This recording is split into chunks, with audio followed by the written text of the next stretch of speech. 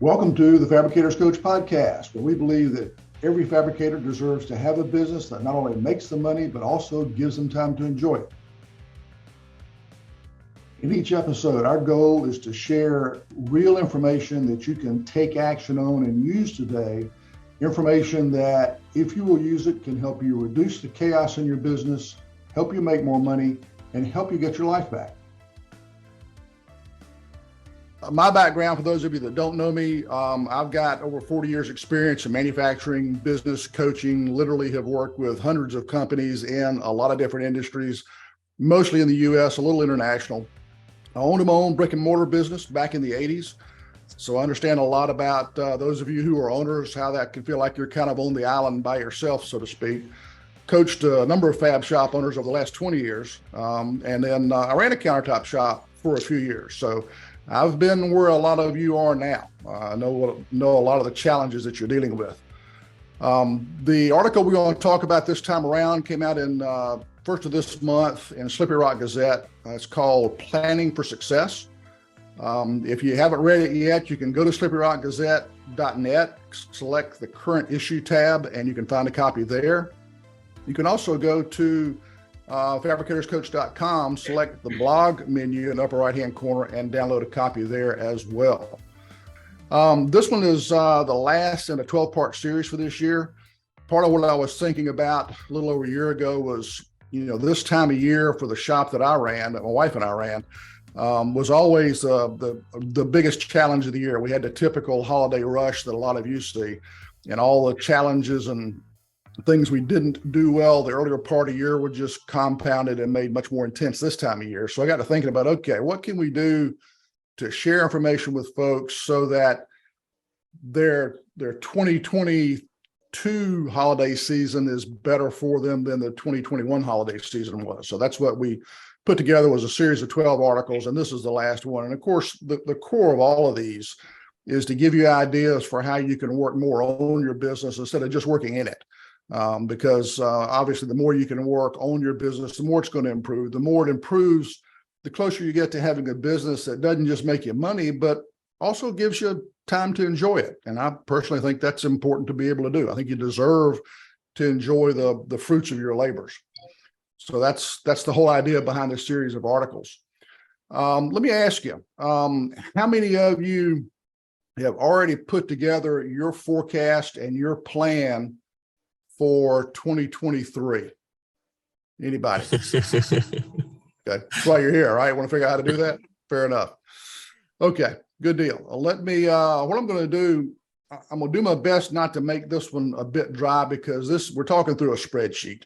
And obviously, that can get a little dry at times, but I'm going to stop and ask you folks questions and look to get some feedback from you as we do this. So can everybody see the spreadsheet we've got here? Yes, sir. Yep. Okay, good. So obviously the first step in doing this is to download a copy of this. You again, go to the website, fabricatorscoach.com, hit free tools, and you can download a copy of the spreadsheet.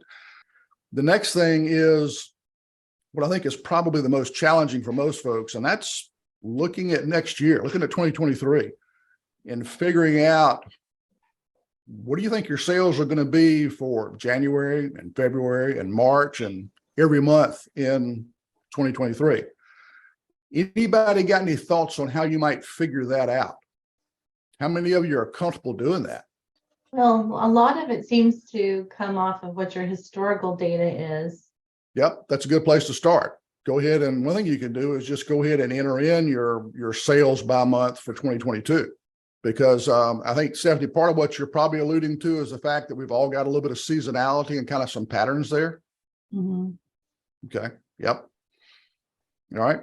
So where would you go from there? Does anybody think? Anybody got any thoughts? Hey, Ed, I'll share a little bit of because we haven't finalized this yet, but we got our forecast in for next year, what we think is going to happen. And so what we did is we broke down our customer base and looked at how much was builder work, how much was contractor work, how much is what we called retail work, kind of walk-ins. And then we apply percentages of growth or decline based on our interpretation of what the economy is going to do next year on each one of those buckets. And then we looked at what bucket for each of our customers and revenue and how that distribution fell in the last year.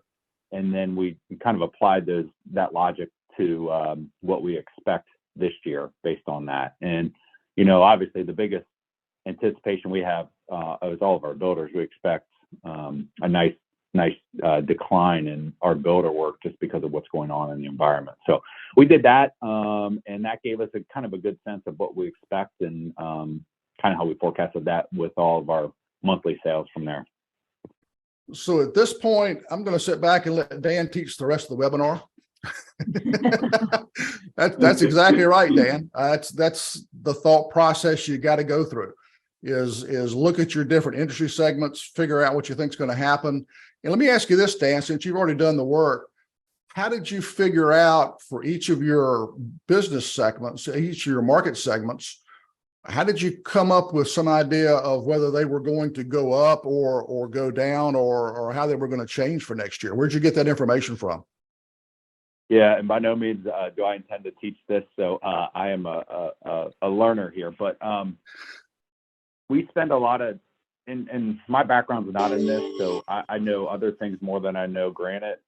Just so everybody knows, I had a career before this in a different company, different industry. So I guess the best way to answer that would be I don't know the normal ups and downs of this. I mean, I do, but I don't know to the extent that all of you on the line do by any stretch of imagination. So I spent a lot of time. I started a year ago, and it seems like a year ago we started talking about recessions and all that kind of stuff. So it's been fun. So I spent a lot of time analyzing and talking about and getting a sense from our builders. Hey, what do you expect? What are you forecasting next year? What's our sales initiative? What are we focusing on? What do we think is going to grow? What are they saying? The internet, people that you read about the economy, what are they saying online? Well, most people are saying remodeling is probably going to do pretty good next year, relatively speaking, because people aren't moving, but they're going to remodel. So we kind of took that into account. Then we said, all right, looking at just reading information about mortgage rates, it's like, okay, that's going to take a pretty good hit, or we think it is take a pretty good hit. So we were more aggressive in the percentage decline there. So I don't know that I have a good answer. I don't know. I just try to read a lot about what's going on. It's one of the first things I do in the morning when I come in is read any information I can to get a sense of what you can expect on each one of these segments going into next year. Read a lot of magazines, industry magazines, all that kind of stuff. So I think it's a great answer, and there's a lot to unpack in there, and we won't get into every bit of it. But I think the one of the biggest takeaways is there's lots of different sources of information. How many of you are, and what you get, online and what you get in trade press and what you get from the national news, sometimes that stuff jives with each other and sometimes it conflicts. And I can tell you, working with folks around the country, the changes that we're seeing already are based on some of its geographical region, different parts of the country, different parts of certain states, some states having more of an impact than others, and then also certain market segments. One of the things that on some of the economic forecasting I follow, the multifamily construction, commercial construction tends to follow the trends and a part of that's the lead time for getting those projects off the ground, getting them planned, getting them approved, getting them financed, all that. It takes longer than building a house or doing a remodel. And so when you start having these big economic impacts, people who have a lot of business in those commercially oriented segments tend to see the effects of a downturn or upturn later than folks who are doing remodeling or new home construction. So those are things to kind of keep in mind. But let me ask you, how many of you are members of your local home builders association or some sort of contracting group like that? Okay. Well, we are. Okay. Now you're, a lot of times when I ask this question, people say, well, yeah, we are, but we don't attend a lot and none of our customers are members. And so two thoughts. One is that showing up on a regular basis, that helps build credibility. Hey, we're still here, guys. The other is that while your customers may not be in that room, in that meeting, people who are a lot like your customers are. And so asking them questions, hey, I'm hearing lots of stuff in the news. What's your best guess as to what's going to happen the next 3 months, 6 months, next year. Whether you're talking to a custom home builder, a production builder, a remodeler, whomever, start talking to these folks and picking their brains to find out what they're thinking, because they'll be making the decisions for their businesses that will trickle down and have some impact on your business. Okay. How many of you are dialed in or track what your state Department of Commerce or your regional economic development people put out? Anybody? Not exactly, no. Okay.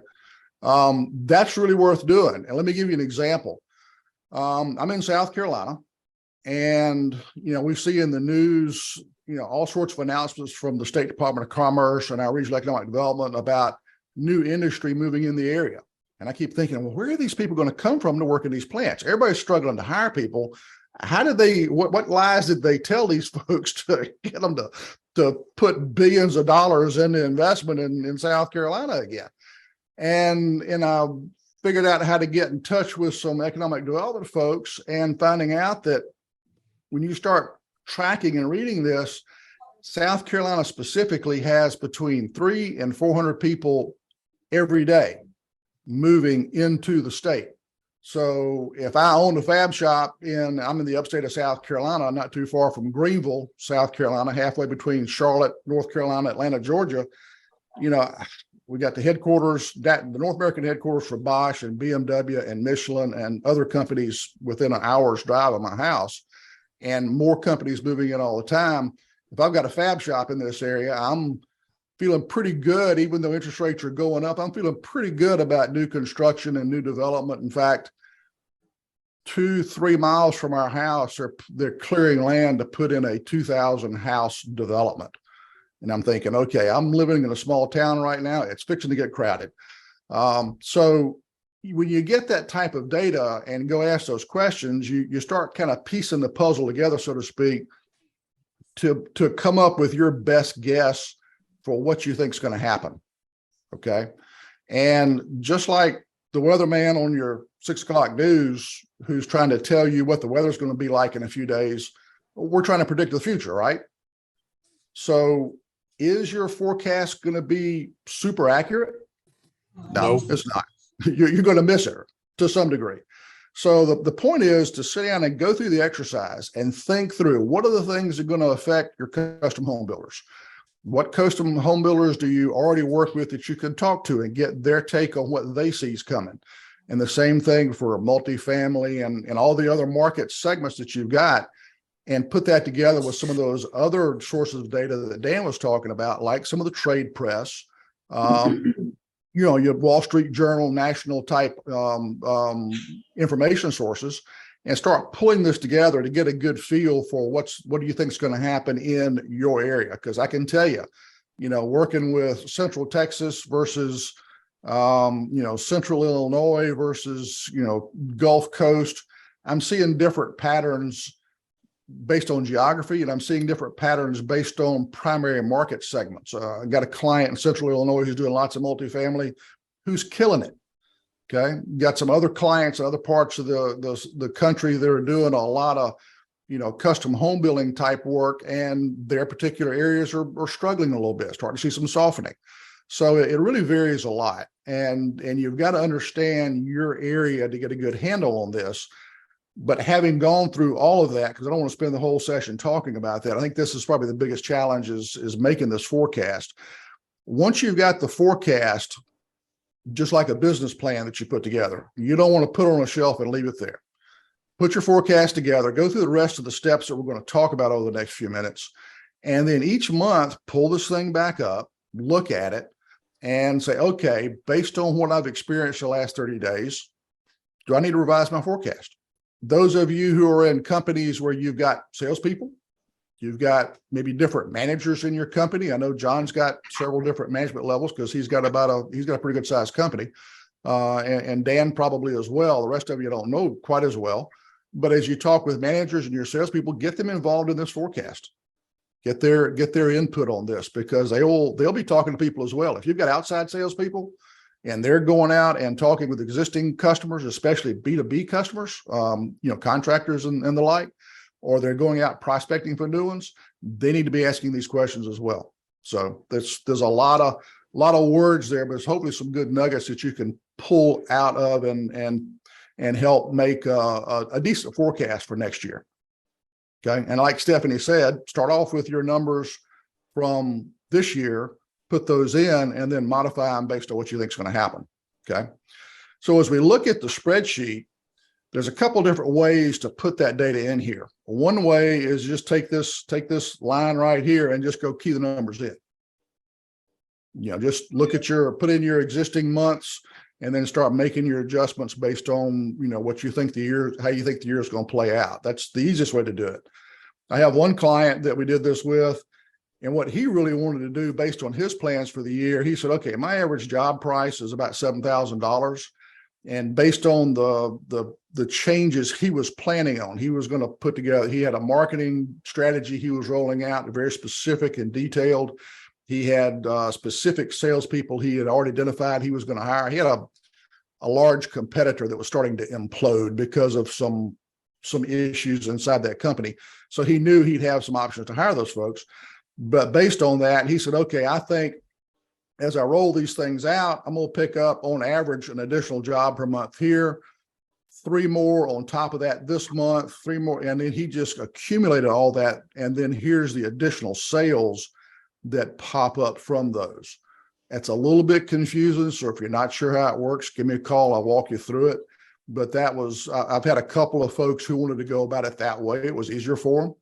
The point is, whatever's easy for you to think through in terms of what that growth looks like, put that data in there and then run through it. Okay.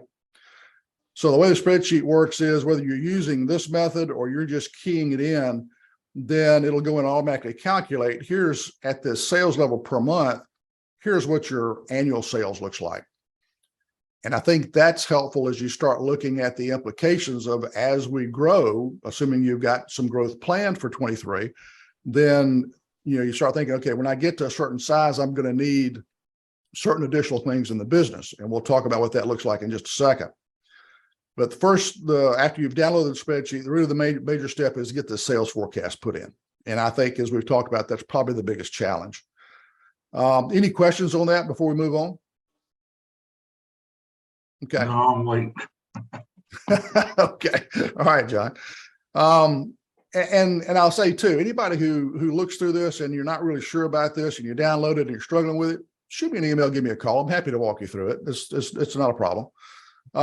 Next thing you want to do is to take some of your sales orders. And how many of you are already calculating throughput on each one of your jobs? I know, John, you're doing We that. do. Shelby, Stephanie, I know that. Okay. Francisco is. All right. If you're not doing that, then what you want to do is take about 3 or 4 jobs from each of your market segments. Market segments will be retail, multifamily, big box, custom home builder, et cetera, and calculate the throughput dollars on each one of those. And throughput's basically your sales price, and you're going to subtract your slab cost, your sink and faucet cost.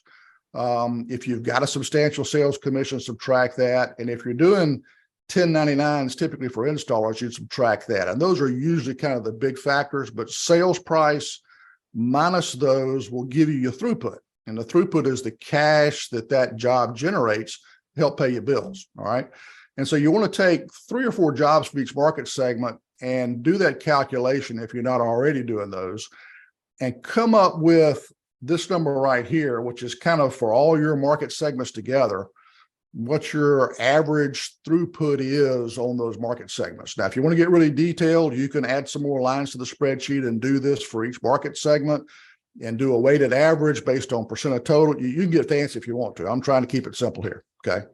I don't want Shelby to fall asleep on me. Looks like he's, but put that number in there. What it'll do is we'll take this monthly sales number and say, okay, if I'm doing 150,000 in sales, if 70% of that's throughput, then I'm going to generate 105,000 in throughput. And why that's important is that's the cash that's going to be generated that month. But then if you're already tracking throughput, chances are you're also tracking your operating expense. So you know that what your operating expense averages per month. And in this case, it's 90,000. And so with 105,000 in throughput minus 90,000 in operating expense, that's a profit of 15,000 for that month. Where this gets to be important is as you look at your plans for the year and say, okay, as you know, I'm starting a marketing program here. I'm going to be bringing in a new salesperson to help handle the leads that marketing program is generating. My install crews are already pretty well maxed. I'm going to need a new one if this has any success. I probably need to start in February, bringing that new crew on, getting them trained, getting them spun up, getting the truck put together and all that, so that when this marketing and sales starts to take off, I've got capacity, because that's where my real limitation is right now.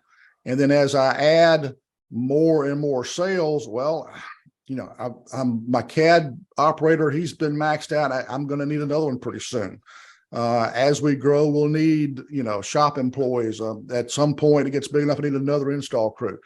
So you sit down and you start to forecast out what you need to add and when based on that growth. And that's assuming growth. Hopefully you don't have the other problem where it's shrinking, because you can do the same thing here. You can show the reduction in sales and look at the bottom line impact from that and say, okay, as this starts winding down, if there's no way to turn it, then I need to start making changes in my operating expense. And instead of being a plus to operating expense, it may be a minus, because you're going to lay somebody off. You can do it that way as well. Hopefully you don't have that problem. But you figure out what you're going to do and when, and you figure out what the cost of that's going to be. And if you're looking at labor, for example, most of this is just adding people. It's not just what you pay them, it's also the fringes, the taxes you got to pay, any insurance costs that you've got, benefits, that kind of stuff. And I'm, of course, obviously using just round numbers here. But the idea is, okay, we added this install crew. Now my operating expense goes up $8,000 that month for those two guys. So my 90,000 base operating expense that I ended up 22 with this year with, come February, is going to be 98. Well, now my 15,000 nets dropped to 7 because I got this additional 8 I'm spending, right? All right. So you're tracking that. And then I'm starting on a new marketing program. I'll spend 5,000 a month the first couple of months for the startup, and it drops to 2,500 a month. I got that down here. And so I'm adding that to the 98. Now I got 103 in operating expense. So I'm tracking this as it goes up. Here's the impact on my net. Haven't forecast any increase in sales yet. And we all know as business people, we've got to sit in and think through what's coming to us, which is where the sales forecast gets to be handy, whether it's going up, down, or staying flat. And as this changes, we know we've got to make changes in our business. So with just a rough cut on throughput, we know what our operating expense really looks like.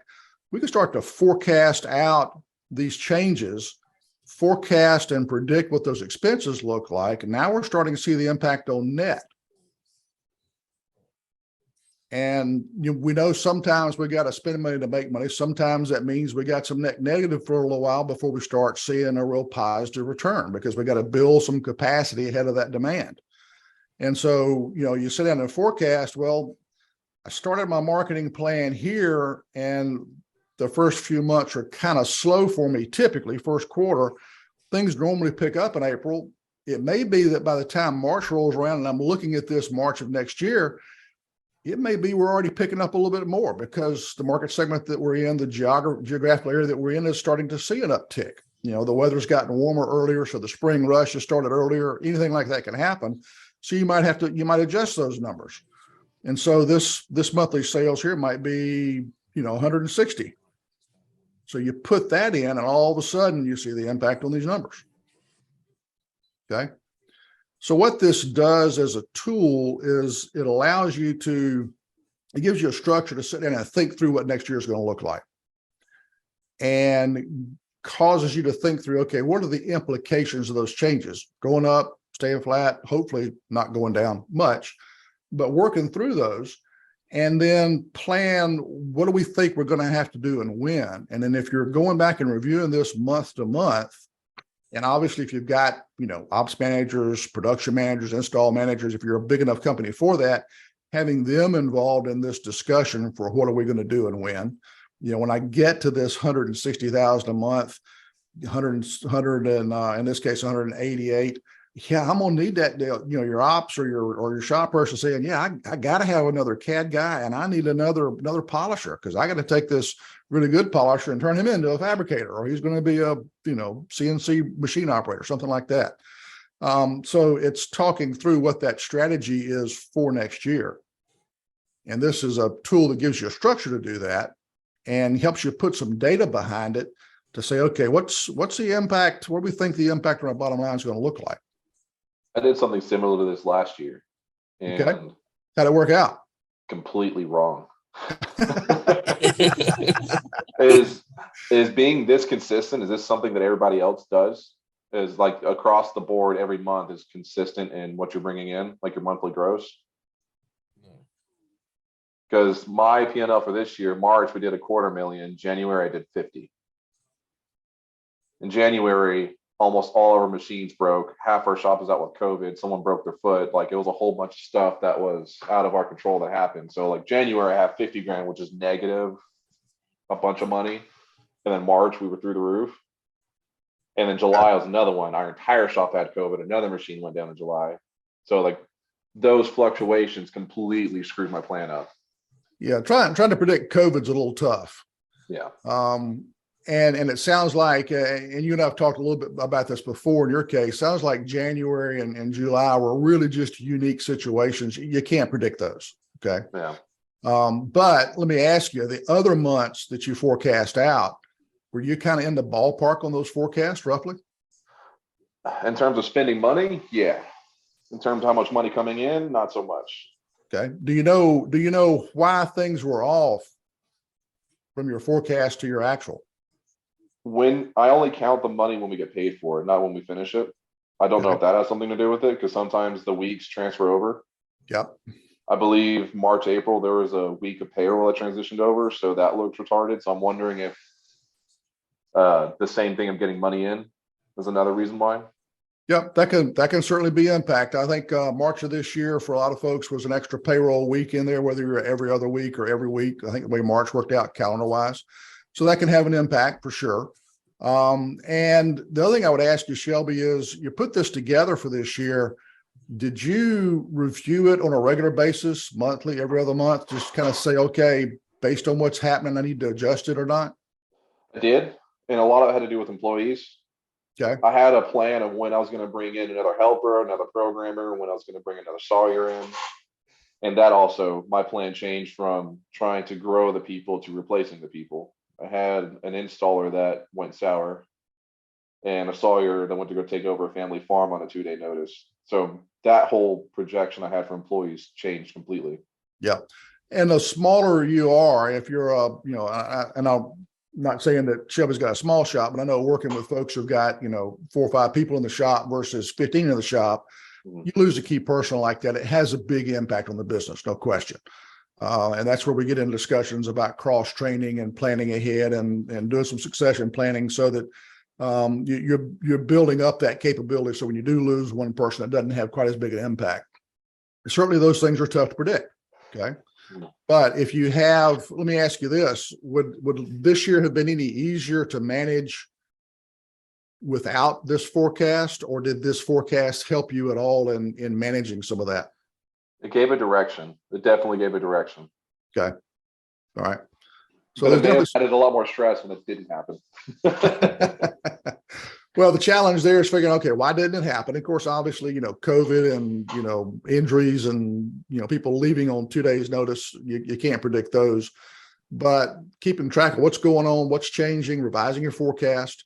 Those of you who carry inventory, this can impact the amount of inventory you may want to carry. You're trying to decide whether to order that truckload or that container load, and you're looking at, okay, I thought things are going to be stronger. They're not quite as strong. You might put that off a little bit. It has an impact on those types of decisions as well. It definitely gave me a better idea of who to bring in and when. Okay, good. Because whenever you're busy and no one else is, why is that? And if you're working 80-hour weeks, but your numbers are low, what exactly is happening? So there's an emotional decision without having the number. So that it did give me a better projection of what I need to do. Okay, good. Rather than what I'm feeling. John, you were looking earlier like maybe you had some questions. Well, I do. We have a mix of business. We have regular retail jobs, remodels, and we've got a lot of those going on because for over a year, they broke all sales records here. I think everybody from up in the snow area was going to migrate down here. So they get a house, they stay in it for a few months, and then they start to remodel. And it's good business and it's kind of steady. It is hard business, in our opinion. I would prefer new houses. Well, we deal with one production builder in our history, really. For the last 4 years, we tried to keep them at a 20 to 30% of our business. And the majority of our business, the best OE, the best throughput is the higher upper jobs. Mhm. The ones who are up in Kiel, Palmetto Bluff or Sea Pines, where they don't seem to have budgets. They're different. And those jobs might go on for a year because you might have to do one room at a month. And we don't set tile or we don't do slab walls. We just do countertops, some fireplaces. I would like to know how to make money out of the production part. We have a lot of builders down here and they're building. We got a new Sun City going up, another 6,000 homes. Lennar just announced 3,000 in another section out here. Every production builder around, and we don't work with those. So I've thought about trying to start a night shift, and I don't know if other people are interested, but it seems to me like if we could make money doing our retail and our custom builder jobs, if we could then use our equipment and our facilities to produce the production parts, maybe on, like I say, a night shift, but have no idea how to do it. Yeah, unfortunately, this spreadsheet won't answer that question for you. I know, but I was hoping at the top that it showed the different, like you talked about builder and retail, and that's kind of what I was trying to find some information about. Yeah, Well, what you can do is you could go in and do this monthly sales for production builder, for custom home builder, for remodel, for retail, whatever you want to do, and do a sales forecast for each one, and then do your throughput calculation for each one. Your OE is your OE for the company, but you could detail this out, and that would maybe make it a little easier for you to think about, okay, which one of those segments is going to grow versus not. I tried to keep this simple just because everybody's business is a little bit different, but you can certainly add that data here. Yeah, and I'm in the same boat, John. I have a production bill. I do some work for DR Horton, and some of those jobs are $3,000 for the house. And I've got a whole lot of custom production work where I'm in wine country over here. So we do some multi-million-dollar homes where I'm doing one tomorrow. It's a $60,000 install. So I've got to break. I have to just take this and have 3 or 4 different segments for what we do. I do some apartment work too. So I kind of have to have my production, my sort of medium builder market, and then my high-end builder market, and really kind of break it out because the throughput dollars are so different, or the throughput on it's just so different on everything. So, but yeah, I would make one of those budgets for each of those segments, and then figure out how much what your percentage of each segment is, and then you just take your OE and break it over by the percentage that it is. And that way I'd advise you not to do that, Mitch, on the OE part, because the OE for the business is the OE for the business. Yeah. And so what you want to do is all those different segments generate cash at different rates to pay for that OE and generate profit. If you start allocating OE, you start down the rabbit hole of trying to manage those costs by segment, and that can drive you into some really strange behaviors I won't get into on this call. I can talk about them one-on-one, anybody that wants to, but it'll drive you to make some poor decisions business-wise. Yeah, that makes sense. Yeah, it's just a caveat. Who else has got a mix of production builders and custom home builders? We do too. How you manage that? Oh goodness. Not as good as we'd like. Yeah, we have about 32 home stores that we deal with. We also do custom jobs here in town. We have a few builders here in town. Our parent company is a nationwide tile company. So we pick up large commercial jobs. We just finished a casino that's in South Louisiana that we've been working on for about 6 months. We actually, I know John had spoke a little bit about it. We tried the night shift. I think you have to have the right people in the right position to make that work. We tried to take a guy that was a rock star on day shift and try to move him up to be a manager on night shift. And we realized he's a better rock star on day shift than he is a manager. So we're actually pulling, next week, we're pulling our night shift back in. Now, our night shift was a skeleton crew. It was a very small group of people. So it's not so dramatic to just pull those 3 guys back in and push them back into our production day shift. But yeah, it's been rough to manage, you know, because a lot of the like large commercial jobs we do, we may not install those. We may just be fabricating those. And I'm sending out, you know, 800 to 1,000 square feet a week to a job that I still have to keep my installers busy through the week. So that gets a little difficult to me.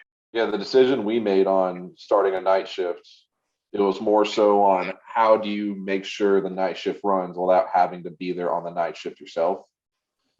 And when you started actually thinking about it is, okay, so to make a night shift work, who do you have to have? You have to have a sawyer, a machine operator, whatever your crew is. But then you also have to have someone who can answer the questions and make sure they go, because nobody's really good at creating a to-do list for themselves. If there's no one there saying, hey, we kind of need to go in this direction, nobody's going to do anything. Our biggest hang up that we had, and we still continue to have, kind of the reason we're pulling back on the night shift, when there is not that person there, like you're saying, that can answer the questions, my guys will tend to get hung up on a problem, and then they spend half their night working on a problem rather than making a decision or moving on from it. They're really just making the right decision is really what it comes down to. And if something happens and they can't get a hold of you because it's 2 a.m. Yes. Yeah. Or if someone calls in and doesn't say anything. Yeah. And you have no backups or anything like that. So we decided to add machines rather than add a shift. Did that work out for you? It's working out great right now. And it's easier to manage because we're all there. I already have area managers set up that handle all the machines, and it worked. In my head, I never tried the night shift, so I don't know if it worked better or not, but the way we went is working better for what we were trying to do, I guess. Well, we were thinking about a small crew at night to do 3 or 4 kitchens a day or a night, but I haven't figured out how to keep those pieces from the saw to the CNCs to the whatever separate and not get them mixed up with what goes through in the daytime. Color code I your just carts. can't wrap my head around it.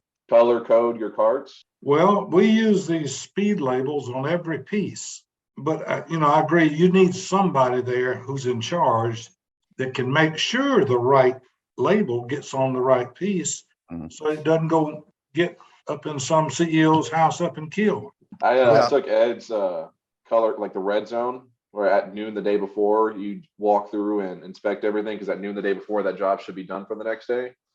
I kind of took that a step further, and I've got a black, blue, and a red zone. The black is off the saw, needs to go on a CNC. Blue is it needs to go on a table and get inspected. And then red is it's been inspected, it's done to the best of our knowledge. This job is ready to go. So if you're trying to separate between a day and a night shift, that's something I would go for, is color coded. So Well, I like that. Yeah, what we normally do, Shelby, is do like red, yellow, green. We had the red discussion. We didn't have the yellow, green discussion. So you got different colors, which is great. It still works.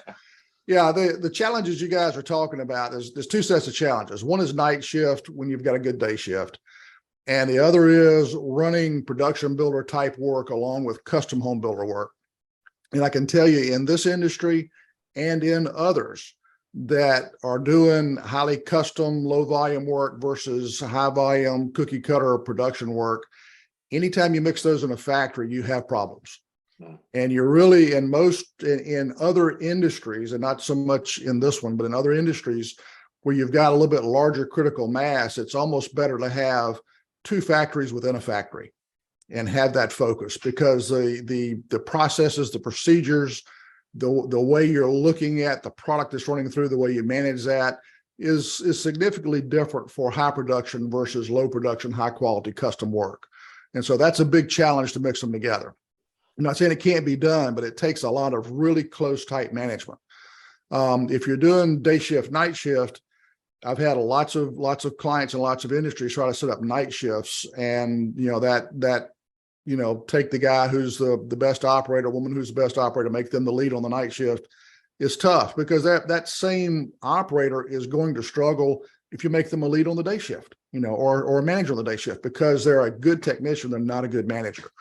And you also have some potential liability issues and safety issues if you don't have a designated manager, a designated supervisor in that night shift. Somebody gets hurt, somebody comes in and there's, a robbery, or an ex shows up, ex-boyfriend, ex-spouse, whatever, you got a domestic situation, all those, you got to have that kind of stuff handleable. And I can tell you, I've lived those, and I say that because I've lived those scenarios before. I was running a mid-tier defense contractor where fourth quarter of every year, because the way federal budgets work, we went from a single shift 5-day operation to running 24/7.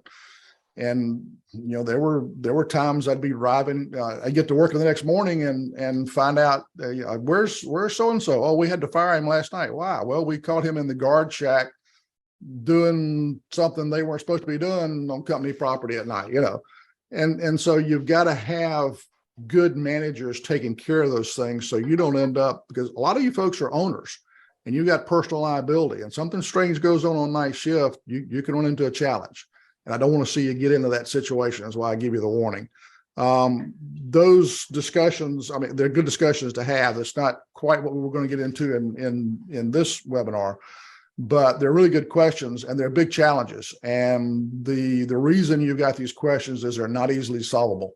Unfortunately, there are no silver bullets with that. The key with all of this, and I think Dan is a good example of this, is somebody who has come from outside this industry, who has really good production skills, really good management skills.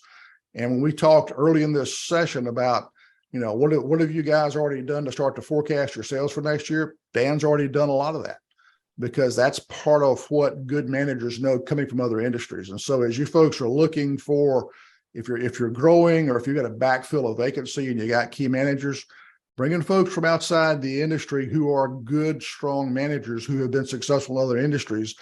Dan's a good example of what that can bring to the table. He and I've talked a few times over the last year or two, and some of the things he's doing in his shop are really, really the types of things that need to happen in manufacturing plants, because he's got that background. So Dan, I hope I haven't embarrassed you. I hope I haven't spoken for you, but that's, I think, a lot of what you've been doing. And I think you're a really good example of what can happen in this industry when you've got those skills, and those skills and that experience really helps address a lot of these issues we're talking about. Yeah, I'm embarrassed, but I'm just kidding. I appreciate this nice comments. I will say that listening to you guys talk, the other thing, I think Shelby, you were saying your plane got blown out of the water, which is totally normal. One thing I learned this year and tried teaching our team this year, and you guys may know this, I don't know, but it always seems like there's some unexpected expense that comes up, like we got cranes, like the crane breaks down and you think it's going to be $1,000 and it's $3,000, or new spindles that are 30. Raises. Yeah, or whatever, or raises were higher. Your employees, like last year, we did a more aggressive rate raise than I would have expected to do, right? Part of the thing. So one of the things that the company I was with before, whenever we did something like that, we always had to pay for it somehow. It wasn't just in addition to, okay? So for instance, when the crane happens, it's like, okay, some of those operating expenses, instead of just taking that spike during that month and just eating that additional cost, let's say it's $5,000, we'd internally look and say, well, how do we pay for that? Well, you can pay for it for things that you don't need that month. You cut in other areas or delay in other areas to be able to offset the cost of unexpected things that occur, okay? And what that does, it allows you to, one, really determine if you need it or not. And then two, it allows you to level off your expenses. And why that's so important is because you can better forecast what you can anticipate your money that you're going to make and all that kind of stuff. So we started doing that, and we even did it on what we call shop supplies, just normal stuff that you have around, install and shop supplies. And the person that manages that for us, I started monitoring it and telling them to do it that way. and we cut our shop supplies down by 20%. It's amazing. It's like, well, maybe they don't need as much as we were, but I don't know what the hell happened, but all I know is we're spending 20% less than we were before because we had to pay for something else. And that doesn't apply to everything, but as you guys are talking to your leaders and stuff, one thing that I learned here is not that you don't want to provide tools that your people need. Obviously, all the things that they have to have, you've got to buy. But it's amazing when you manage it and you tell them, hey, we got to pay, how are we going to pay for that? They'll find ways, especially those that are managing budgets in different departments and stuff like that, or you'll realize if you really need it or not. Sometimes it just pays it forward to the next month and you end up, but that helped us a lot where we cut down our expenses a lot just by that little tool of doing it. So I don't know, hopefully that helps. I'm sure you guys are all doing that now, but just something we came across this year. Well, I think part of that too is just making those expenses visible, making people aware of them. Anytime you can take data like that, performance data, spend data, and make it visible, people understand, hey, when I take this polishing pad that's not working quite as well and I go toss it in the trash can and go grab another pack or something, how much money am I holding in my hand right there? And not that you want to obsess and spend all your time managing costs. There's a whole lot more profit to be had by driving throughput up, but staying on top of that's really important. You kind of along the line of what Dan was talking about. I used to work for a guy in textiles early in my career.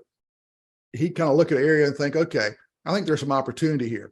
So he'd walk over and he'd grab one person that was working in that area and he'd take them and put them somewhere else to work and just make the supervisor do without that person for a while. And if it works fine, great. If it didn't, okay, we'll figure that out, So yeah, those kinds of things are all good ways to keep track of your costs and that sort of thing.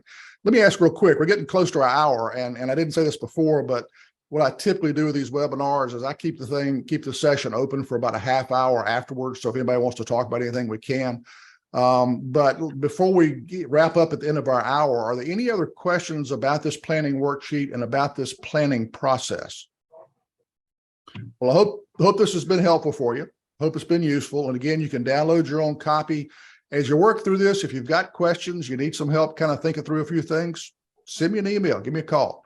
Be glad to take some time and kind of walk through it with you just to help you get through it. I think it's important to do this. A lot of folks in this industry don't do this type of planning. And I think it's important to do, especially with what is probably coming at us the next 2 years economically.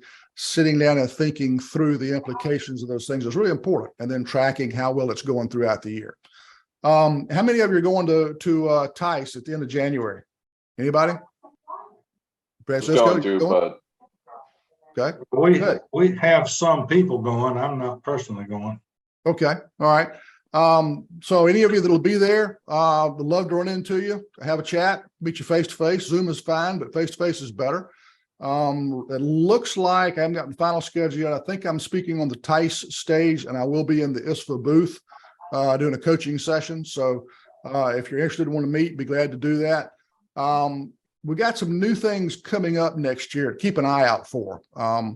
One is with the pressure on the economy that's going to be coming at us, sales and marketing, of course, get to be much more important.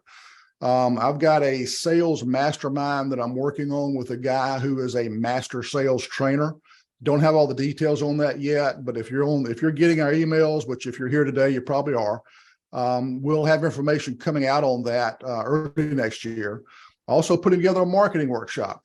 We've got a couple of resources, some guys I do some work with who I've got them in some of my clients already. One of them does nothing but B2C social media for countertop companies, countertop specialists, okay, is what they specialize in. Another one who does B2B marketing for countertop companies only, sets up really robust CRM, sets up your email campaigns. Couple of really good, sharp guys, got a lot to offer. And then I'll be talking about some of the metrics that we can use to help drive the strategies. That's probably going to start we're finalizing that now. It's probably going to happen sometime mid to late February. So look for some information coming out about that. So if you have any interest in those, reach out to me, let me know, but you'll be getting emails on that as well. Next article that comes out 1st of January is called Decisions, come out in Slippery Rock Gazette. And the focus of that article is, when you're starting to make decisions on which robo saw do I buy? Which CNC router do I buy? Which software package do I buy? A lot of good options in the industry these days. How do you make a good decision? Well, there's a specific tool that can help with that. We'll talk through how to use that tool to help you make those types of decisions. Okay. So folks, appreciate you taking time out of your Thursday. Happy to have you. Hope this has been useful for you. Like I said, I'll hang out for another 20, 30 minutes. Anybody that wants to chat about anything. But above all, hope you folks have a great holiday season and a great end of the year, and look forward to talking with you again next year if I don't see you between now and then. All right. Thanks, guys. Thank you. Thanks. Thank you for listening to this episode of the Fabricators Coach podcast. If you've got any additional questions about this particular episode or anything else, please check us out at fabricatorscoach.com. Thanks. Have a great day.